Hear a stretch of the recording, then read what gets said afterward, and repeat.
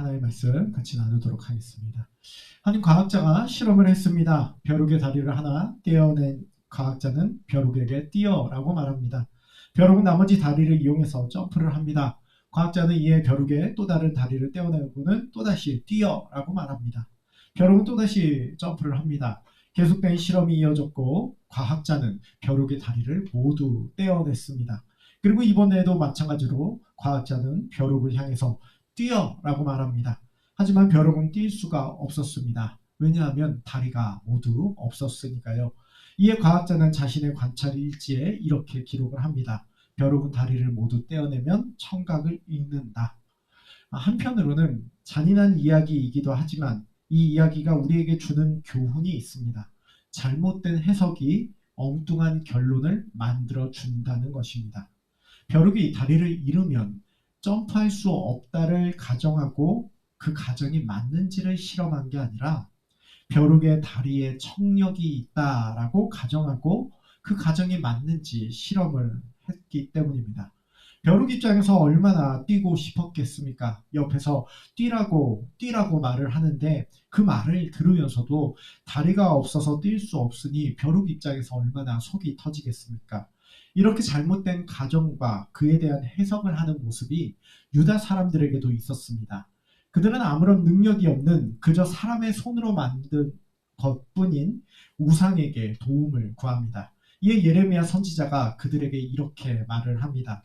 그들이 은과 금으로 그것을 꾸미고 목과 장도리로 그것을 든든히 하여 흔들리지 않게 하나니 그것이 둥근 기둥 같아서 말도 못하며 걸어다니지도 못하므로 사람이 메어야 하느니라. 그것이 그들에게 화를 주거나 복을 주지 못하나니 너희는 두려워하지 말라 하셨느니라. 여기 우상이 있습니다. 말도 못하고 걸어다니지도 못합니다. 이동하기 위해서는 사람이 메어서 이동을 시켜줘야 합니다. 화를 줄 수도 없고 복을 줄 수도 없습니다. 정말 아무런 능력이 하나도 없습니다. 이런 우상에게 아무리 무엇을 달라고 구한들, 아무리 목소리를 높여서 그 앞에 고백하고 외치며 또 엎드린다 한들 무엇 하나 구할 수 있을까요? 앞서 한 과학자의 엉뚱한 실험처럼 벼룩의 다리를 떼어나고는 뛰라고 왜 못 뛰냐고 말하는 모습만큼이나 답답한 모습 아닙니까? 아마 우상이 살아있는 존재였다면 정말 속이 터졌을 겁니다. 도와줄 수 있는 힘이 하나도 없는데 계속해서 이 우상한테 와서 도와달라고 구하고 있기 때문입니다. 앞서 답답한 과학자의 모습을 바라보듯 답답한 유다 백성들의 모습을 보면서 예레미야가 말합니다. 사람이 만든 우상이 화를 주거나 복을 주지 못한다고 말입니다. 그러면서 예레미야는 말합니다. 능력 없는 우상을 바라볼 게 아니라 능력 있는 하나님을 바라보라는 것입니다. 6절에서 7절 말씀입니다. 여호와여 주와 같으니 없나이다. 주는 크시니 주의 이름이 그 권능으로 말미암아 크시니이다. 이방 사람들의 왕이여 주를 경외하지 아니할 자가 누구리이까? 이는 주께 당연한 일이라. 여러 나라와 여러 왕국들의 지혜로운 자들 가운데 주와 같은 이가 없음이니이다. 하나님의 이름이 권능으로 말미암아 크다고 말한 예레미야. 무능력하기 짝이 없는 우상과 달리 권능으로 그 이름이 크신 여호와라고 예레미야 선지자는 말하고 있는 겁니다. 이어서 그는 이렇게 말합니다. 너희는 이같이 그들에게 이르기를 천지를 짓지 아니한 신들은 땅 위에서 이 하늘 아래에서 망하리라 하라. 여호와께서 그의 권능으로 땅을 지으셨고 그의 지혜로 세계를 세우셨고 그의 명철로 하늘을 펴셨으며 천지를 짓지 아니한 신들과 권능으로 땅을 지으시고 지혜로 세계를 세우시고 명철로 하늘을 펴신 하나님을 대조하며 말합니다. 유다 백성들이 무능력한 우상을 주목하고 있을 때 예레미야는 더 이상 이제 그 우상 바라보지 말고 권능의 하나님 바라보라고 말하고 있는 겁니다. 사실 이스라엘을 향해서 예레미야 선지자가 이 메시지를 던진다는 게 정말 이상한 일입니다. 1절 말씀을 보니 이스라엘 집이여 여호와께서 너희에게 이르시는 말씀을 들을지어다. 지금 이 메시지를 누구에게 하고 있냐면 이스라엘 사람들에게 하고 있습니다. 만약에 예레미야 선지자가 선교사가 되어서 이 타국에 가서 이 메시지를 말하고 있다면 저는 하나도 이상하지 않을 겁니다. 하나님이 어떤 분인지 알지 못하는 사람들에게 가서 너희가 믿는 신들과 우리가 믿는 하나님이 얼마나 다른지 아니? 이렇게 말을 한다면 저는 이 본문이 이상하지 않을 것입니다. 마치 바울이 그리스의 아테네로 가서 알지 못하는 시에게까지 경배하는 헬라인들을 보면서 여호와는 천지 만물을 창조하신 분이라고 말을 한다면 저는 왜 이 메시지를 지금 선포하고 있는지 이해가 될 것입니다. 만약 목회자가 새신자 주일에 이 말씀을 하고 있다면 전혀 이상하지 않을 것입니다. 그런데 예레미야는 지금 이 메시지를 이스라엘 대상으로 하고 있다는 점입니다. 이거 이상한 거 아닙니까? 왜 그들에게 우상은 아무 능력이 없고 여호와는 이렇게나 능력이 많다는 걸 가르쳐주고 있습니까? 여러분, 이스라엘이라는 나라 자체가 하나님의 능력으로 세워진 나라 아닙니까?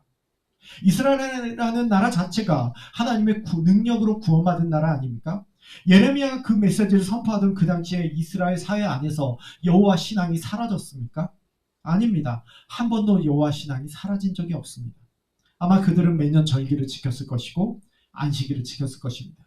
유월절과 무교절을 지키면서 하나님이 그들에게 명령하신 대로 유월절 식사를 하면서 하나님이 어떻게 그 크신 손으로 크신 능력으로 그들을 애굽에서 구원하셨는지, 어떻게 그들을 구원하셨는지 그들 국가의 기원을 말하며 아마 매년 그렇게 식사했을 것입니다. 그렇다면 하나님의 능력에 대해서 그들이 모를 리가 없습니다. 하나님의 천지를 창조하신 분이라는 거 그들이 모를 리가 없습니다. 그런데 예레미야 선지자는 마치 새신자 성경 공부하듯이 하나님이 어떤 분인지 몰라서 이제 좀 알아보라고 말해주듯이 그저 우상은 사람의 손으로 만든 아무 능력 없는 존재이고 하나님만이, 여호와만이 그 권능의 손으로 말미암아 이름이 크시다고 말하고 있는 겁니까? 왜 그렇습니까? 이스라엘이 하나님이 어떤 분인지 신학적으로 몰라서 그런 것입니까? 그건 아닐 겁니다. 그럼에도 불구하고 왜 이스라엘은 하나님 대신 우상을 택했던 것일까요? 아마 그들이 우상을 택했던 이유는 하나님의 침묵 때문이었을 것입니다. 이스라엘이 우상에게 무엇을 기대했다는 것은 하나님이 기대하지 않았다는 것입니다. 왜 기대하지 않았을까? 아마 하나님이 오랜 기간 침묵하셨기 때문일 것입니다. 저는 빌 게이츠 같은 사람이 돈이 얼마나 많은지를 알고 있습니다. 저는 빌 게이츠가 돈이 얼마나 많은지를 알고 있습니다. 그가 가진 경제적인 힘이 얼마나 강할지 알고 있습니다. 그가 가진 능력을 알고 있습니다. 그러나 저는 빌 게이츠에게 기대하지 않습니다. 왜냐하면 그가 능력이 있어도 저에게 무엇을 해줄 게 아니기 때문입니다. 아마 이스라엘 백성들도 하나님이 얼마나 능력이 있는지는 알고 있었을 것입니다. 그들 국가의 시작부터가 하나님의 능력으로 시작했기 때문입니다. 그러나 이제 그들은 하나님을 기대하지 않습니다. 그래서 우상을 기대했던 것이라고 저는 생각합니다. 앞서 과학자는 벼룩의 다리를 떼어내면서 벼룩의 청각과 다리를 연결시키는 엉뚱한 결론을 내렸습니다. 이스라엘 백성들도 마찬가지입니다. 하나님이 능력이 많지만 우리에게 무엇 해주지 않을 거다. 그러니 내가 우상에게라도 가서 엎드려야겠다. 이거 아닐까요? 제가 빌 게이츠가 능력 있는 거 알지만 저에게 사용하지 않을 것을, 그 능력을 사용하지 않을 것을 아는 것처럼 하나님의 능력을 우리에게 사용하실 마음이 없다. 그렇게 결론 내리지 않았을까요? 아니, 어떤 이들은 그런 흐름 속에서 하나님은 능력이 없다라고 결론을 내렸을지도 모릅니다.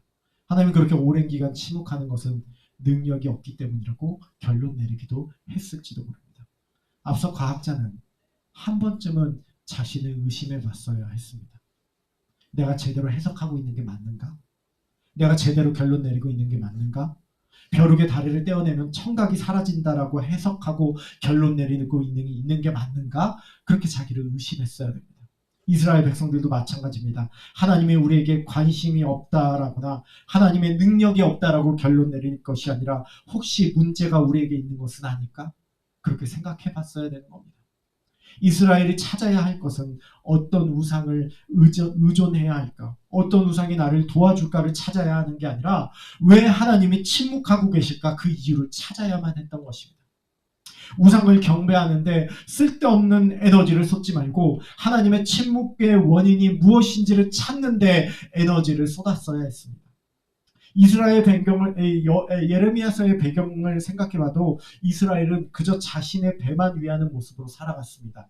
하나님 섬기는 게 아니라 하나님을 이용하는 모습으로, 여전히 자신이 하나님 되고자 하는 모습으로 살아갔습니다. 그런 상황에서 내가 구하는데 응답하지 않는 하나님 말고 다른 대체자를 찾자가 아니라 왜 하나님이 침묵하셨을까? 내가 어떻게 하나님과의 관계를 세워야 할까를 생각했어야 한다는 말입니다. 하나님의 침묵은 크게 두 가지일 거라고 보입니다. 하나는 하나님의 뜻이 아니기 때문입니다. 자칫 우리는 신앙생활을 한다고 하면서도 내 뜻에 하나님을 맞추려고 하는 모습을 보일 때가 있습니다. 내가 이것을 원하니 하나님은 움직이시라고 말합니다. 그러나 하나님은 자판기가 아닙니다. 내가 원하는 음료수를 내놓아야지만 정상적으로 작동하는 그런 존재가 아닙니다.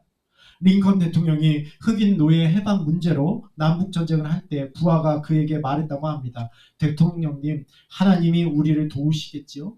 그때 링컨이 말합니다. 하나님이 우리를 도우시는 게 아니라 우리가 하나님의 뜻에 서야 된다라고 말합니다. 맞습니다.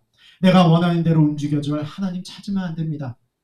우리가 신앙생활을 하는 것은 하나님의 뜻에 우리를 맞춰야 되는 것입니다.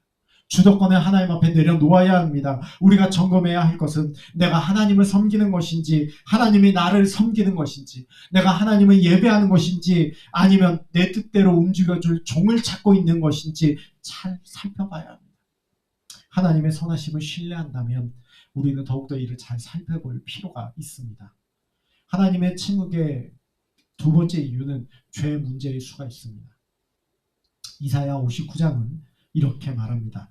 여호와의 손이 짧아 구원하지 못하심도 아니요 귀가 둔하여 듣지 못하심도 아니라 오직 너희 죄악이 너희와 너희 하나님 사이를 갈라 놓았고 너희 죄가 그의 얼굴을 가리어서 너희에게서 듣지 않으시게 함이에요. 이는 너희 손이 피해 너희 손가락이 죄악이 더러워졌으며 너희 입술은 거짓을 말하며 너희 혀는 악독을 내밀어. 일생에 5만 번 기도응답을 받았다고 알려진 조지 뮬러는 항상 하나님 앞에 기도함에 있어서 자신을 돌아보는 모습이 있었다고 합니다. 하나님의 무응답 앞에서 엉뚱하게 우상을 찾고 있는 모습은 마치 벼룩의 다리와 청각의 관계를 찾는 어리석음과 같습니다. 이스라엘이 해야 할 일은 응답이 없을 때 응답을 해줄 대체자를 찾는 게 아니라 그럼에도 불구하고 하나님을 찾는 것이 그들이 해야 할 일이었습니다. 그 와중에 그것이 과연 하나님의 뜻에 합당한 것인지와 지금 하나님과 나의 사이에 죄로 인하여 갈라져 있는 것은 아닌지를 살펴봐야 하는 것입니다. 우리도 마찬가지입니다. 우리는 신앙생활을 하며 하나님께 기도합니다. 저는 기독교가 기도가 필요 없는 종교가 아니다 이렇게 생각하지 않습니다. 분명히 기도는 우리에게 필요합니다. 우리는 우리의 간구를 구할 수가 있습니다. 그게 기도입니다. 아니 구할 자격이 우리에게 있습니다. 기도는 우리의 신앙생활에 있어서 뗄래야 뗄 수가 없습니다. 그러나 많은 이들이 이제 더 이상 기도하지 않습니다. 하나님을 믿으면서도 더 이상 기도하지 않는 이유는 마치 앞선 그 과학자의 엉뚱한 결론처럼 각자가 내린 결론을 가지고 살아가는 모습이 있기 때문입니다.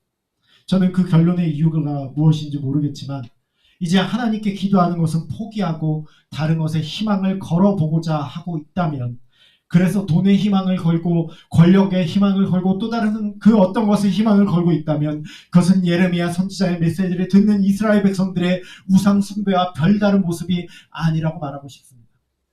엉뚱한 실험과 결론을 내린 과학자가 다시 과학 실험을 새롭게 시작해야 했던 것처럼 틀린 부분 고쳐가면서 다시 시작해야 되는 것처럼 어쩌면 우리도 우리의 신앙의 자세에 있어서 다시 시작해야 될 부분이 있을지도 모릅니다. 하나님 앞에서 그분과의 관계를 다시 한번 점검하시길 소망합니다. 내가 하나님과 동행하는 삶을 살고 있는지 점검할 수 있기 바랍니다. 오직 주만이 진실로 우리가 동행해야 될 분임을 기억하길 원합니다. 그리고 혹시 무너지고 잘못 계획된 과정들이 있다면 이를 재점검해보는 지혜로운 모습이 필요하겠습니다. 그렇게 주의 자녀로서 주와 동행의 모습이 있으시기를 주의 이름으로 축원하고 또 권면드립니다. 같이 우리 이 시간 기도하며 나갔으면 좋겠습니다. 이제 같이 우리 말씀을 기억하면서 기도했으면 하는데 우리 같이 기도하실 때 기독교는 기도를 하는 종교입니다. 우리가 기도해야 될 필요성이 없는 종교가 아닙니다. 근데 참 안타깝게 많은 분들이 이제 더 이상 기도하지 않습니다. 어찌 보면 이스라엘 백성들처럼 하나님을 포기하고 있는지도 모릅니다. 하나님은 내가 기도를 해도 들어주지 않는 분이다. 과학자의 엉뚱한 관찰과 해석과 결론처럼 하나님을 향해 초점을 그렇게 두고 있는 건 아닐지도 모르겠습니다. 우리를 돌아봐야 됩니다.